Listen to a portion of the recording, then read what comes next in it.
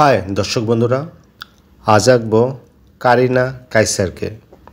সম্প্রতি 36-24-36 সিনেমাটি করে তিনি ব্যাপক জনপ্রিয় হয়েছেন। তিনি একজন কন্টেন্ট ক্রিয়েটর। 36-24-36 সিনেমাটি তার প্রথম সিনেমা এবং তিনি এই সিনেমায় নায়িকা চরিত্রে অভিনয় করেছেন। তার দুর্দান্ত অভিনয়ে বোঝার কোনো উপায় নাই যে এটা তার প্রথম সিনেমা। যাই হোক, তার ছবিটা আঁকা হলো, এখন রং করব।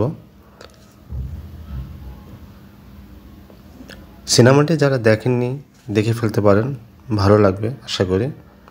আর আমার ভিডিওটা ভালো লাগলে লাইক দেবেন, কমেন্ট করবেন, শেয়ার করবেন। ধন্যবাদ সকলকে।